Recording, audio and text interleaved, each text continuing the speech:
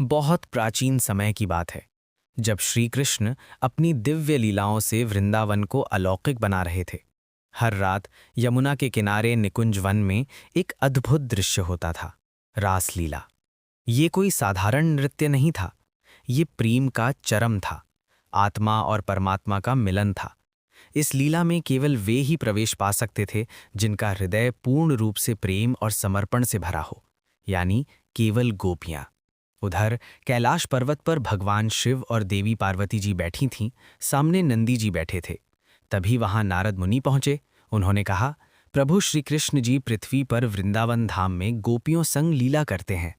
ये लीला इतनी दिव्य है कि देवता भी इसके दर्शन को तरसते हैं। ये सुनते ही शिवजी बोले, मुझे भी उस लीला के दर्शन करने हैं। पार्वती जी ने मुस्कुराकर कहा, स्वामी, ये लीला केवल गोपियों के लिए है, वहां पुरुष रूप में प्रवेश संभव नहीं।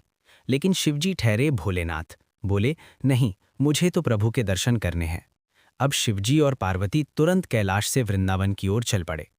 जब वे वृंदावन पहुंचे तो देखा कि हर दिशा में पेड़, पत्ते, वायु सब राधे राधे का जप कर रहे थे। जब शिवजी रासलीला के स्थान पर पहुंचे तो उन्हें द्वार पर रोक दिया गया। द्वारपाल गोपियों ने कहा, यहाँ केवल गोपियां ही प्रवेश कर सकती हैं। शिवजी ने विनम्रता से कहा, मैं इस लीला के दर्शन करना चाहता हूं, लेकिन नियम तो नियम था। तभी वहां प्रकट हुई योग माया। उन्होंने कहा, हे महादेव, यदि आपको इस लीला में प्रवेश करना है तो आपको गोपी रूप धारण करना होगा। ये सुनते ही शिवजी ने बिना एक क्षण गवाए सहमति दे दी। योग माया ने उन्हें यमुना जी में स्नान कराया और जैसे ही शिवजी जल से बाहर निकले, वे एक सुंदर गोपी बन चुके थे। अब शिवजी गोपी रूप में रासलीला में प्रवेश कर चुके थे। जैसे ही राधा और श्रीकृष्ण का नृत्य प्रारंभ हुआ, समय जैसे थम गया। हर गोपी को ऐसा लग रहा था कि कृष्ण केवल उनके साथ हैं और उसी प्रेम के सागर में शिवजी भी डूब गए।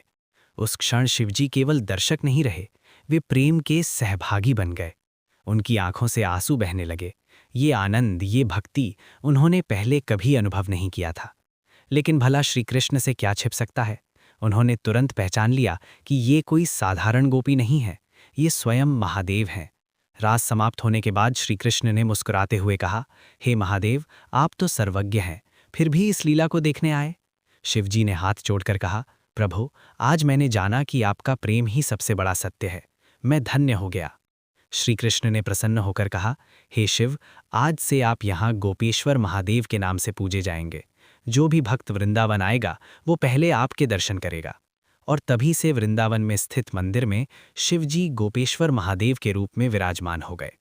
वृंदावन में आज भी कहा जाता है, पहले गोपेश्वर महादेव, फिर बांके बिहारी के दर्शन। ये कथा केवल एक कहानी नहीं है, ये गहरा आध्यात्मिक संदेश देती है। अहंकार छोड़कर ही परम प्रेम की प्राप्ति होती है। भगवान तक पहुंचने के लिए रूप नहीं, भाव चाहिए। और सबसे बड़ा सत्य, भगवान शिव भी श्री कृष्ण के प्रेम में डूबना चाहते हैं।